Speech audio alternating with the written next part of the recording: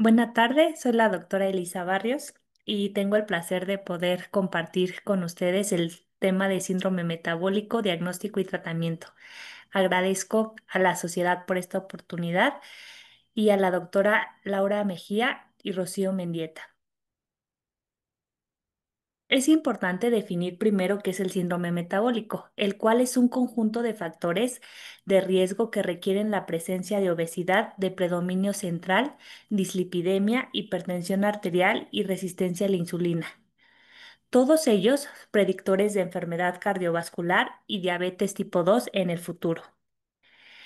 Es decir, si nos remontamos a la historia, es un concepto más que un diagnóstico. Esto empezó desde 1920, cuando Kaelin describió la asociación entre hipertensión arterial, hiperglucemia y gota. Posteriormente, en 1947, Bawe describió la relación entre obesidad central asociada a enfermedad cardiovascular y diabetes mellitus tipo 2. En 1965, Abogaro describió la asociación entre hipertensión arterial, hiperglucemia y obesidad. Hacia 1988, Raven describió la relación entre la resistencia a la insulina y su asociación al síndrome metabólico como el síndrome X. En 1989, Kaplan describe el cuarteto mortal, que es la combinación de los siguientes factores de riesgo: obesidad, intolerancia a los carbohidratos, hipertrigliceridemia e hipertensión arterial.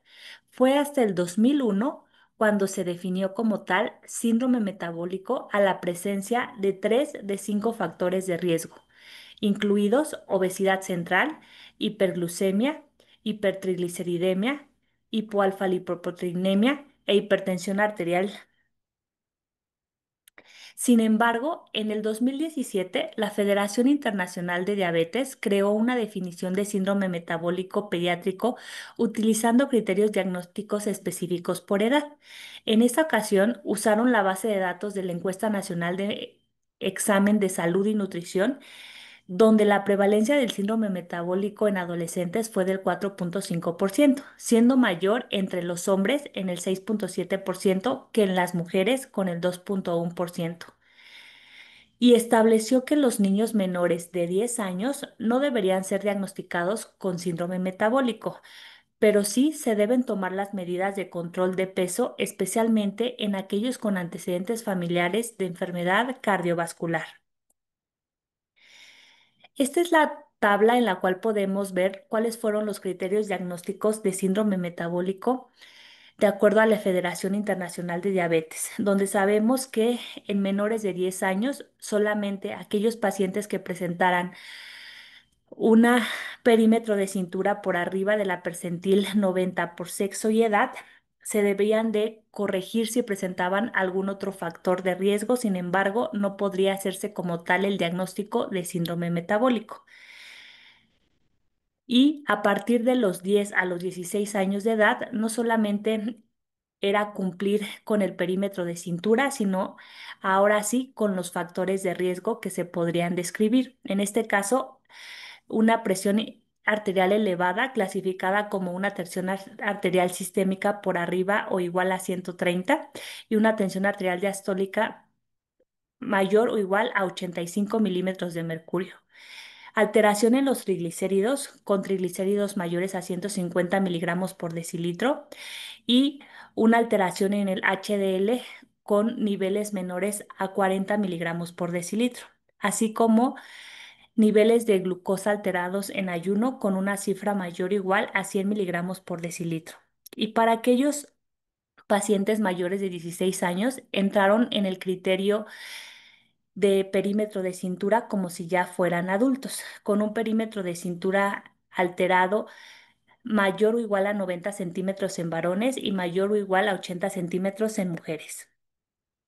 Sin embargo, fue hasta el 2010 cuando la Asociación Americana del Corazón hizo una declaración científica sobre el síndrome metabólico en niños y adolescentes, enfatizando la necesidad de identificar los riesgos cardiometabólicos pediátricos, pero no incluyó una definición de síndrome metabólico para su uso en población pediátrica, ya que en muchos niños con síndrome metabólico definido durante la infancia no cumplen con los criterios de diagnóstico en el seguimiento de 3 a 6 años después.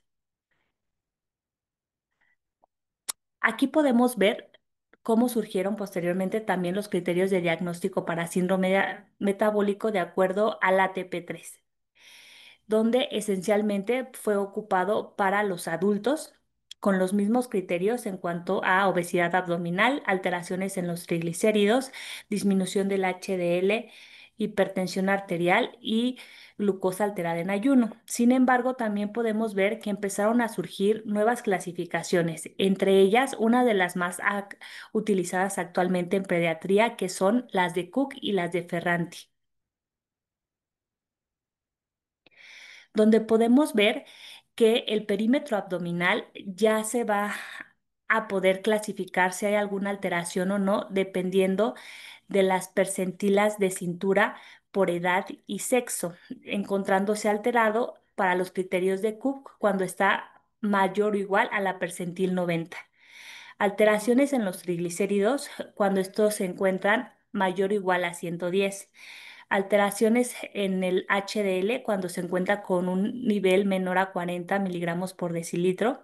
Alteraciones en la presión arterial también ajustados para la edad cuando se encuentran por arriba de la percentil 90 para edad, sexo y considerando la estatura. Y cuando hay alteraciones en la glucosa con una glucosa mayor a 100. Es importante recordar que existen más de 40 definiciones con similitudes y diferencias. Es por eso que les presento esta revisión sistemática de 26 estudios con el fin de comparar los criterios para el diagnóstico de síndrome metabólico aplicados en niños.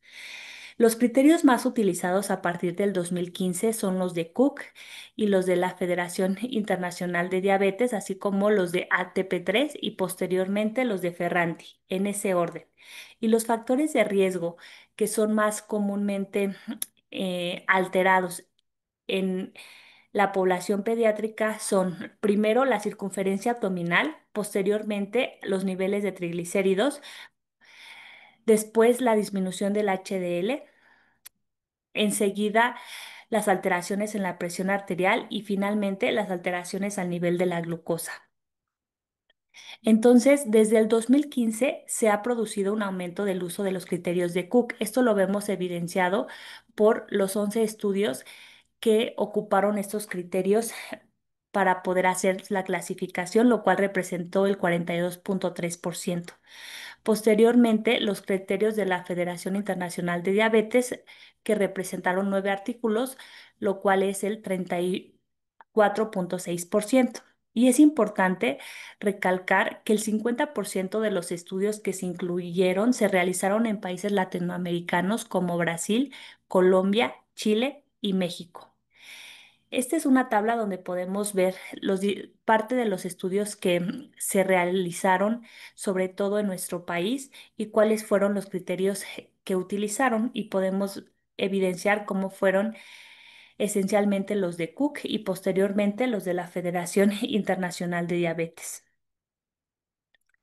También en este estudio se compararon los parámetros antropométricos y de laboratorios con porcentaje de los niños afectados en los estudios incluidos y pues vimos que prácticamente más del 90% tuvieron alteración en el índice de masa corporal, así como en la alteración en los percentiles de circunferencia de cintura. Y en cuanto a la presencia de los demás factores de riesgo, el que más se presentó fue elevación de los triglicéridos, posteriormente descenso del HDL, en tercer lugar alteraciones en la presión arterial y finalmente alteraciones en el nivel de glucosa.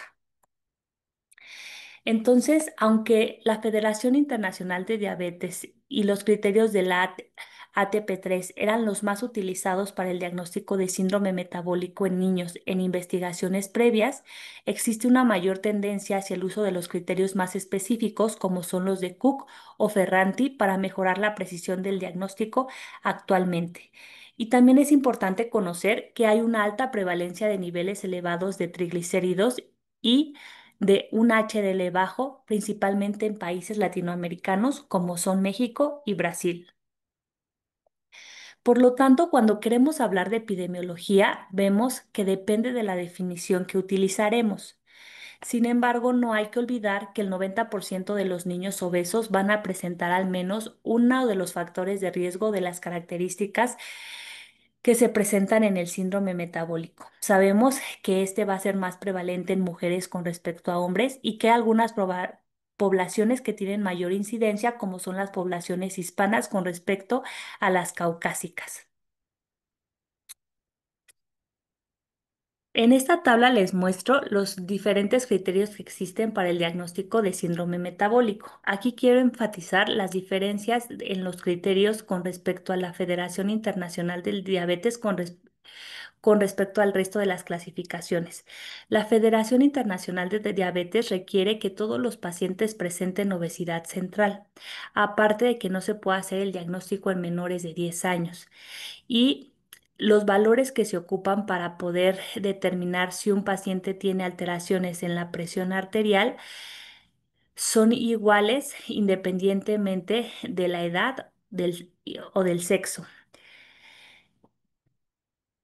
A diferencia de los criterios de Cook, como vemos en los criterios de Cook, prácticamente en los de Ford y en los de Ferranti, hablando específicamente de la presión arterial, vamos a saber si hay alteraciones cuando se encuentren por arriba de la percentil 90, tomando en cuenta la edad, el sexo y la talla del paciente.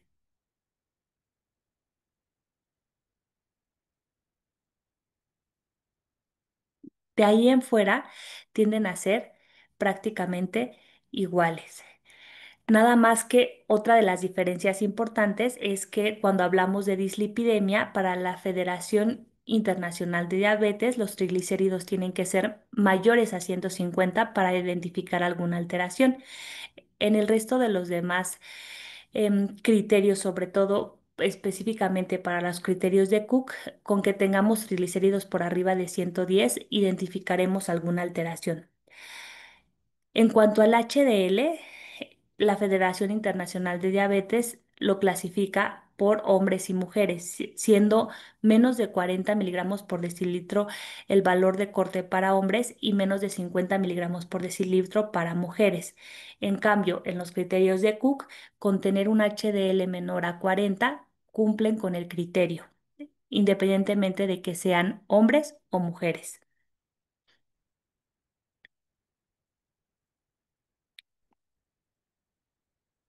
Es decir, cuando hablamos de prevalencias, la definición de la Federación Internacional de Diabetes tiene la prevalencia más baja, siendo del 0,3 al 9,5%, siendo menor en la población escolar colombiana con un 0,3%. La definición de Ferranti tiene la prevalencia más alta, entre el 4 y el 26,4%, siendo mayor en adolescentes de Irán, que es del 26,4%. En este esquema les muestro cuáles son los países que presentan mayor prevalencia de acuerdo a los criterios de la Federación Internacional de Diabetes, en los cuales serían Chile, Irán y China, y los que tendrían menor prevalencia sería justamente Colombia. Pero es importante también aquí visualizar, por ejemplo, Estados Unidos, el cual se reporta del 3,1% al 5,4%.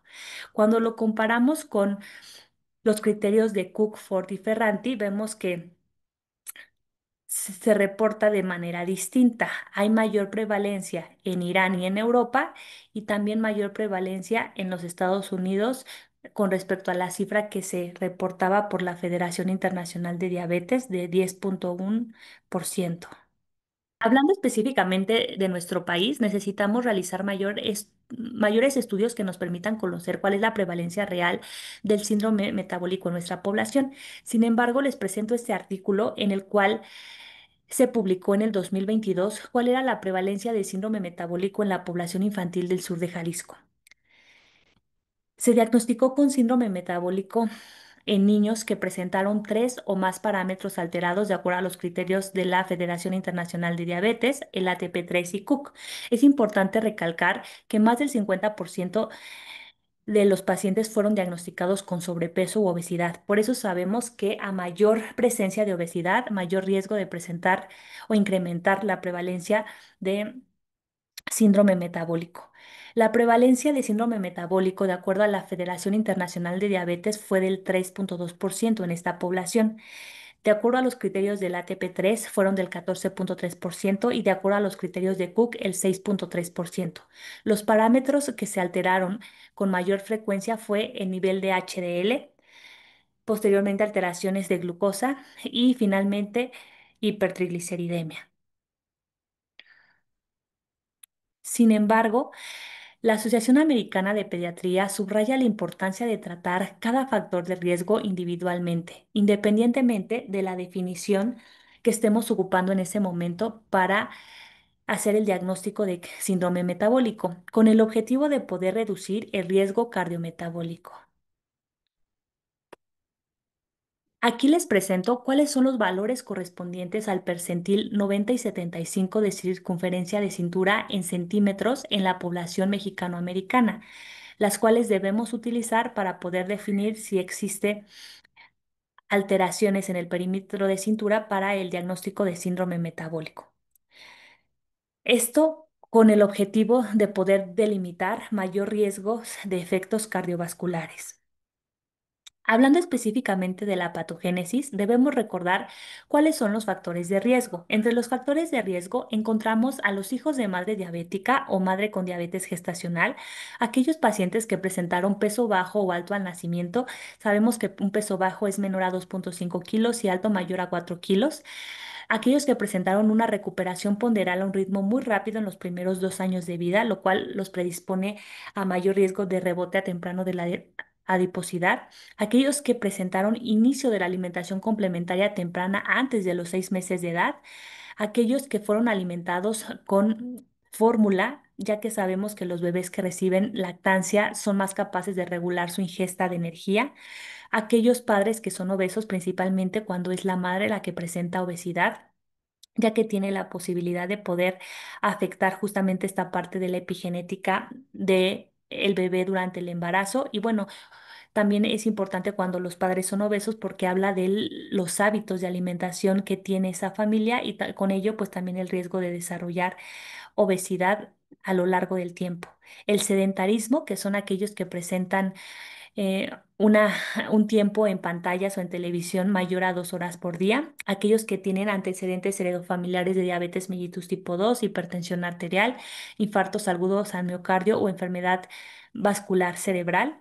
Aquellos que tienden a comer más de 2 veces por semana fuera de casa, ya que tienen mayor riesgo de ingesta de comida chatarra. Aquellos que tienen como parte de sus hábitos el consumo constante de jugos, refrescos y bebidas de alto índice glucémico, así como la exposición a antibióticos los primeros 2 años de vida. Existe, por lo tanto, una interacción de tres componentes principales, que sería la resistencia a la insulina, la obesidad e inflamación. Esto lo podemos explicar a nivel hepático por medio de dos vías. Uno, que es la fosforilación de FOX1, la cual va a favorecer menor expresión de las enzimas de la gluconeogénesis y, por otro lado, la activación de la SRBP1C, que va a aumentar la síntesis de nuevo de los lípidos que son transportados a la periferia. Por lo tanto, en el síndrome metabólico va a haber mayor resistencia a la insulina hepática de forma selectiva, lo cual va a alterar la homeostasis de la glucosa, alterando la vía del FOX1. Pero por otra parte, va a haber alteraciones también en la lipogénesis hepática mediada por la insulina por medio de la vía SRBP1C, ya que va a haber un aumento del flujo de los ácidos grasos libres, lo cual va a alterar la sensibilidad a la insulina, produciendo hiperglucemia y acumulación de ácidos grasos libres. Por otra parte, a nivel del adipocito, sabemos que lo normal es que se inhiba la lipólisis. Sin embargo, en el síndrome metabólico se va a acelerar la lipólisis con mayor liberación de ácidos grasos libres. Y los adipocitos viscerales van a ser más sensibles a la infiltración y a la degradación de las catecolaminas. Por lo tanto, en la obesidad en los adipocitos va a disminuir la liberación de la adiponectina, va a haber mayor resistencia a suprimir la lipólisis y a medida que se va a ir acumulando toda esa energía en el borde de las membranas de estos adipocitos, estos se van a romper, esto va a favorecer la apoptosis y por lo tanto va a haber mayor inflamación, ya que van a haber infiltrados inflamatorios y la liberación de citocinas proinflamatorias como es la proteína C reactiva, la interleucina 6 y el factor de necrosis tumoral alfa. Ahora bien, todos estos mecanismos van a tener influencia de la obesidad sobre la enfermedad cardiovascular y la diabetes mellitus tipo 2. Es decir, nuestros pacientes empiezan con un exceso de nutrientes o con una vida sedentaria, lo cual, asociado al genotipo susceptible que presentan, van a favorecer obesidad central. Esta obesidad central va a incrementar el depósito visceral de este tejido adiposo y va a disminuir el depósito a nivel subcutáneo, lo cual va a favorecer un incremento en la liberación de los ácidos grasos libres, va a hacer que haya una disminución en la producción de adiponectina y un aumento en la producción de las citocinas proinflamatorias. Esto puede favorecer la acumulación de tejido graso a nivel hepático, formando esteatosis hepática, pero también va a favorecer incremento de la grasa a nivel intramiocelular, lo cual va a favorecer resistencia a la insulina. Esta resistencia a la insulina también se relaciona con mayor enfermedad cardiovascular, con hiperinsulinemia de forma inicial, lo cual, si no se compensa, va a llevar a alteraciones a nivel de la célula beta, produciendo estados de glucosa alterados, los cuales, si no se corrigen, van a desencadenar en una diabetes mellitus tipo 2. Por lo tanto, ¿cómo podemos hacer el screening? Es importante que en la primera valoración realicemos una historia clínica completa, donde preguntemos sobre los hábitos de alimentación, la actividad física que realice el paciente, sus antecedentes perinatales, para también conocer desde ahí todos los factores de riesgo que puede tener el paciente, así como sus antecedentes familiares. También es importante durante la exploración física buscar datos de resistencia a la insulina como son la acantosis. Por otra parte, es indispensable llevar a cabo la medición de la circunferencia de cintura, el peso y la estatura y con ello poder calcular el índice de masa corporal, así como poder medir la presión arterial. Inicialmente, lo ideal sería poder ver al paciente cada 15 días los primeros 2 meses y posteriormente cada 2 a 3 meses. Por otra parte, dentro de los laboratorios iniciales es importante considerar tomar o medir la glucosa en ayuno, evaluar de acuerdo a la edad del paciente y a sus factores de riesgo, el poder realizar un perfil de lípidos que debe de realizarse mínimo con un ayuno de 12 horas, con el objetivo de que los triglicéridos que se reporten realmente sean confiables y nos ayuden para un diagnóstico adecuado. En caso de presentar una glucosa en ayuno mayor a 100, ver el poder realizar una curva de tolerancia oral a la glucosa para poder hacer diagnóstico de intolerancia a los carbohidratos o diabetes de manera temprana y poder medir los niveles de enzimas hepáticas. Otro de los estudios que se deben de pedir son los estudios de imagen, que esencialmente es el ultrasonido hepático en caso de que veamos que hay elevación de las enzimas hepáticas 2 veces por arriba del valor de referencia que se está reportando, ya que esto nos va a ayudar a identificar si existe o no esteatosis hepática. Y independientemente de que en algún momento pudiéramos encontrar ya las pruebas de función hepática en niveles adecuados, es importante repetir este ultrasonido cada 6 meses si de forma inicial ya se había reportado esteatosis hepática. En el caso de los laboratorios, estos se van a repetir cada 4 a 6 meses. Y las acciones que debemos de llevar a cabo son cambios en la alimentación, optimizar el ejercicio y en los adolescentes evitar el consumo de alcohol y tabaco. De tal forma que en la exploración física es muy importante realizar una adecuada medición de la tensión arterial, también identificar cuál es el estado de ánimo de los pacientes, ya que estados de ánimo de depresión o ansiedad pueden favorecer mayor incremento del peso. O también ver si el paciente llega a presentar tensiones de arteriales elevadas por presentar miedo a alguna exploración física, entre algunas otras cosas. Es importante también examinar la piel para buscar sobre todo datos de resistencia a la insulina como son la cantosis nigricans o las estrías asociadas a la ganancia de peso. El fondo de ojo para descartar papiledema. Evaluar las articulaciones para ver cómo es la marcha del paciente, si tiene alguna sensibilidad en las rodillas o la presencia de genu valgum o genu varo, así como escoliosis. Y también es muy importante poder llevar a cabo una palpación para delimitar bien el hígado y poder ver si pudiéramos estar ante una esteatosis hepática no alcohólica. Ahora bien, de acuerdo a la edad del paciente y al índice de masa corporal, es lo que se sugiere hacer. Es decir, aquellos pacientes que tienen un índice de masa corporal por arriba de la percentil 85 y por debajo de la percentil 95 y sin factores de riesgo que tengan entre 2 y 8 años de edad, no se recomienda hacer laboratorios y únicamente aquellos que tengan más de 9 años realizar un perfil de lípidos, que sería prácticamente pacientes con sobrepeso. Pacientes con sobrepeso, pero que sí tengan factores de riesgo, como son elevaciones en la presión arterial, historia de dislipidemia o incluso adolescentes que ya estén fumando, debemos de evaluar, no solamente realizar el perfil de lípidos, sino también evaluar los niveles de glucosa y las pruebas de función hepática. Y si son niños entre 2 y 8 años de edad, únicamente el perfil de lípidos. Y aquellos pacientes que tienen un índice de masa corporal por arriba de la percentil 95, que equivale a obesidad de acuerdo a la Organización Mundial de la Salud. Si tienen entre 2 y 8 años de edad, debe llevar a cabo un perfil de lípidos y si tienen entre 9 y 18 años, aparte del perfil de lípidos, medir los niveles de glucosa, así como las pruebas de función hepática. Respecto a la detección de la hipertensión arterial, debemos de aplicar el percentil 90 según sexo, edad y talla. Y también debemos de guiarnos con los recursos que ya tenemos de las tablas de presión arterial, de acuerdo al cuarto informe sobre diagnóstico, evaluación y tratamiento de la hipertensión arterial en niños y adolescentes. Es importante recalcar que de manera inicial, la hipertensión arterial que presentan estos pacientes es sistémica en una primera fase y posteriormente se puede acompañar también de una hipertensión arterial diastólica. Cuando nosotros evaluemos la presión arterial, vamos a ver que dependiendo, bueno, necesitamos un mínimo de 2 veces, incluso hasta 3 veces, de acuerdo a la categoría de hipertensión arterial que estemos diagnosticando para poder justo llevar a cabo un diagnóstico adecuado.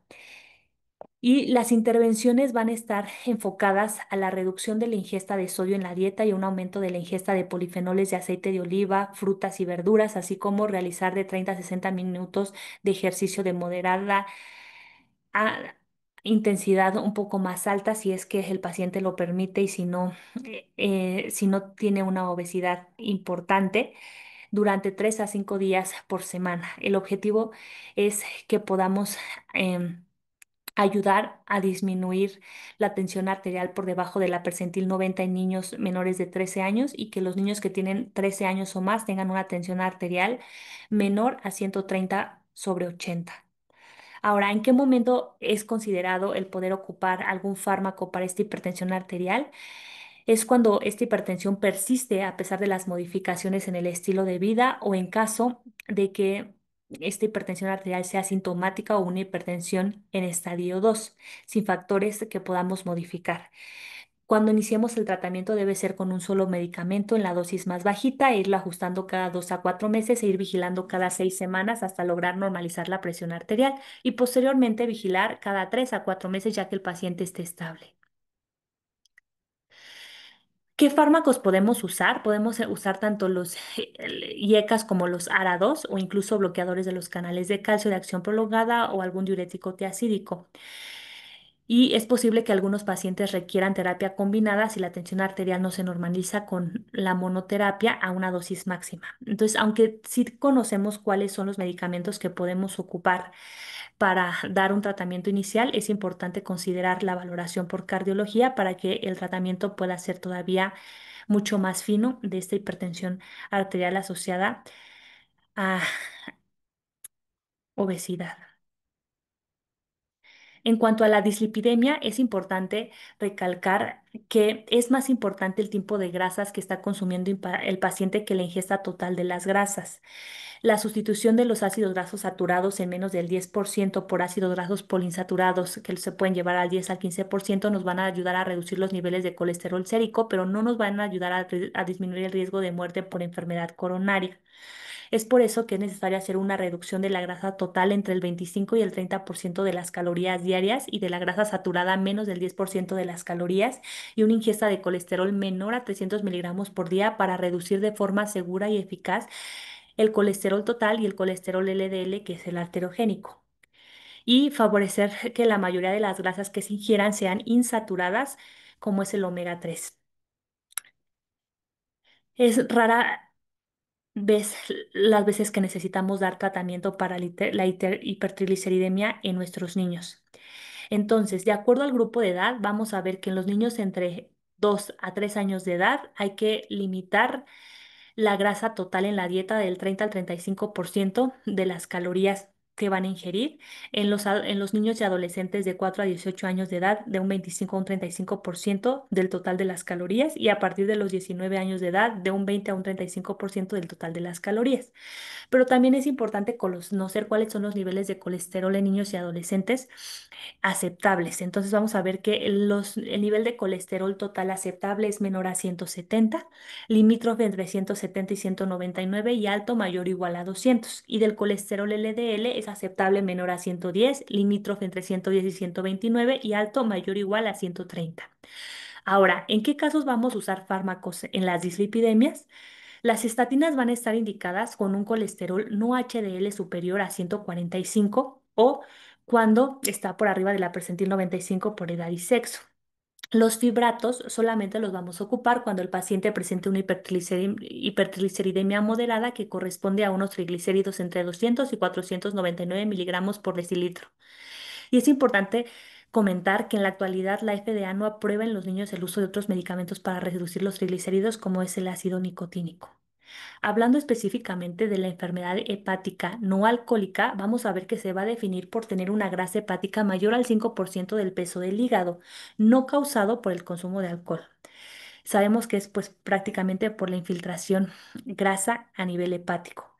Se van a sugerir pruebas de detección semestrales midiendo los niveles de AST y ALT en niños con un índice de masa corporal mayor o igual a la percentil 85, que corresponde a sobrepeso de acuerdo a la definición de la Organización Mundial de la Salud. Y vamos a ver que los niveles de ALT mayores a 80 van a tener una sensibilidad del 57% y una especificidad del 71% para el diagnóstico de la enfermedad hepática grasa asociada en esta patología.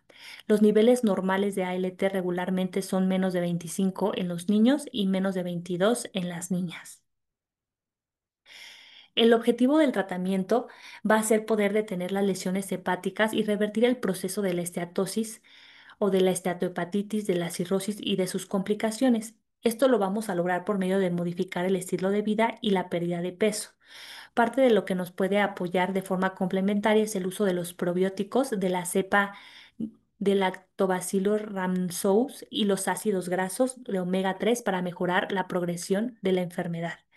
La vitamina E no parece ser eficaz para mejorar la histología hepática, sin embargo, sí nos va a ayudar a reducir los niveles de aminotransferasas para mejorar la distensión hepatocelular en aproximadamente el 40% de nuestros pacientes. Sin embargo, la base van a ser en el tratamiento es la modificación en el estilo de vida. Entonces, hablando específicamente de la dieta, el objetivo principal va a ser reducir la ingesta total de energía para reducir la disponibilidad de sustrato a nivel mitocondrial. El objetivo inicialmente es la reducción de un peso corporal de un 10%, aproximadamente equivale a perder de medio a 1 kilo por semana durante un periodo de 6 meses, con una dieta planificada individualmente para ayudar a crear un déficit entre 500 a 1000 kilocalorías por día. En los niños que están en crecimiento, muchas veces la meta no es que baje de peso, sino simplemente con que no suba.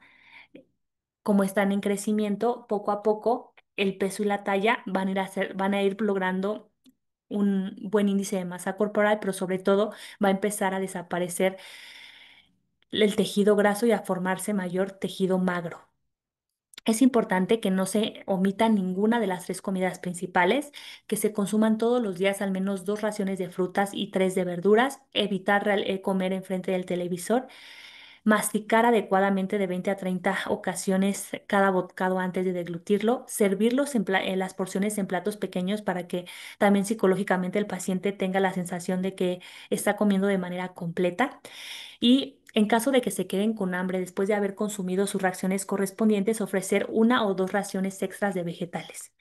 En cuanto a la actividad física, de acuerdo a la Asociación Americana de Pediatría, sabemos que es importante hacer 60 minutos de actividad de moderada vigorosa todos los días para niños mayores de 5 años, incluyendo actividad vigorosa 3 días a la semana o incorporar 20 minutos de ráfagas breves pero vigorosas de ejercicios de 3 a 5 días por semana.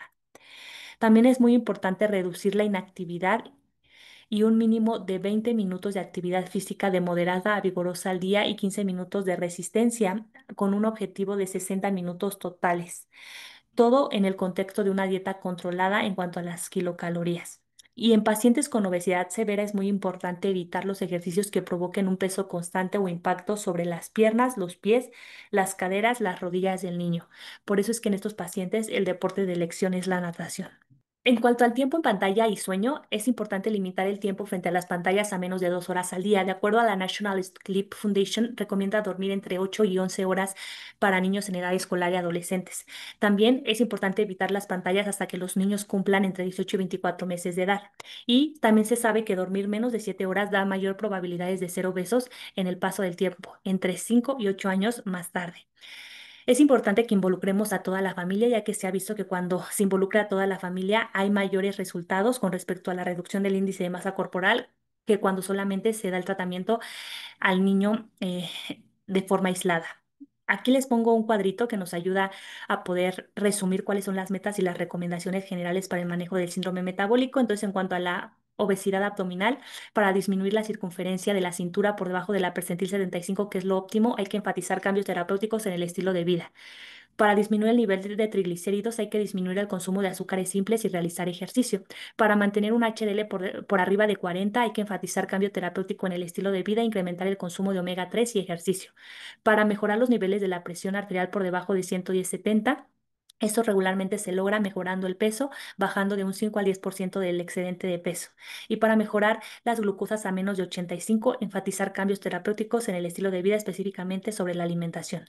Hablando de los fármacos, vamos a ver que los medicamentos aprobados por la FDA utilizados en adultos también ya están aprobados en adolescentes mayores a 16 años con un índice de masa corporal mayor a 30 o mayor a 27 asociado a una comorbilidad relacionada con la obesidad.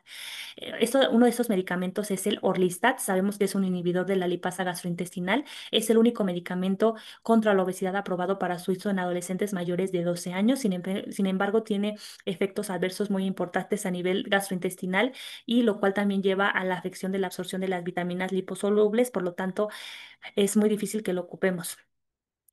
También en cuanto a la metformina es importante comentar que no está aprobado para el tratamiento de la obesidad, ya que se ha visto que si bien puede ayudar a controlar la hiperglucemia al reducir la producción de glucosa hepática y mejorar la sensibilidad a la insulina y reducir el apetito, no hay una evidencia clara de un beneficio a largo plazo y por lo tanto no debe de ser considerado como un medicamento para bajar de peso. Sin embargo, sí hay que ocuparlo cuando el paciente ya presenta un estado de intolerancia a los carbohidratos o también otra de los escenarios es que nos puede ayudar a prevenir el aumento de peso en niños y adolescentes tratados con medicamentos psicotrópicos atípicos. Otro de los medicamentos son los análogos del GLP-1, especialmente la liraglutida, la cual fue aprobada por la FDA a partir em, para niños con diabetes mellitus tipo 2 a partir de los 10 años y para el control del peso en niños a partir de los 12 años de edad. Y esto también ayuda a reducir las enzimas hepáticas y a mejorar la histología del hígado. Actualmente, en el 2019 se aprobó Victoza y a partir del 2020 el uso de Saxenda. Sin embargo, es importante considerar si realmente con el uso de estos medicamentos el paciente logra una reducción mayor al 4% de su índice de masa corporal después de 12 semanas de tratamiento. Si no es así, es importante pues buscar interrumpirlo porque quiere decir que no está teniendo un efecto adecuado. En cuanto a la cirugía, solamente es para aquellos que ya completaron o casi han completado su crecimiento y su desarrollo puberal y va a estar indicado solamente en pacientes con un índice de masa corporal mayor a 40 o que tengan comorbilidades leves, como son, perdón, más comorbilidades leves, como son la hipertensión arterial, dislipidemias, problemas ortopédicos, SAUS leve y hígado graso, así como angustia psicológica extrema. O bien para pacientes con un índice de masa corporal de 35 más comorbilidades graves, como son diabetes, SAUS moderado a grave, problemas ortopédicos debilitantes y enfermedad hepática grasa con fibrosis ya avanzada. Es importante que previo a la cirugía se determine la estabilidad y la competencia de la unidad familiar y excluir cualquier enfermedad psiquiátrica subyacente que pueda tener el paciente, ya que va a estar contraindicado este procedimiento en pacientes prepuberales, embarazadas, aquellos que tienen problemas de abuso de sustancias no resueltos o trastornos alimenticios o cualquier enfermedad psiquiátrica subyacente no tratada. Sabemos que que va a tener complicaciones a corto y largo plazo, específicamente pues a largo plazo la obstrucción intestinal, úlceras, hernias, hipoglucemia y deficiencias de vitaminas y minerales. Y pues hay diferentes opciones quirúrgicas. Pues, dentro de estas están las restrictivas, malabsortivas y combinadas. Sin embargo, las complicaciones prácticamente de todas son anemia ferropénica, déficit de folatos, biotina y tiamina. Por lo tanto, podemos decir a manera de conclusión que aunque falta un consenso para definir el síndrome metabólico y sus componentes en la población pediátrica, la identificación y el tratamiento tempranos de niños y adolescentes obesos con múltiples trastornos metabólicos nos van a permitir concretar recursos y dirigir intervenciones específicas para reducir el riesgo de enfermedad cardiometabólica. Y solamente les dejo pues una frase para reflexionar que es que la comida es el fármaco contra la ansiedad del que más se abusa, mientras que el ejercicio es el antidepresivo menos utilizado, lo cual nos ayuda a darnos cuenta que mucho del tratamiento también tiene que ver con la cultura que tenemos en la alimentación y el ejercicio y que también nuestros pacientes como parte de su manejo integral requieren del servicio de psicología para que se pueda dar un seguimiento que realmente pueda ayudarles a presentar una mejoría importante. Gracias.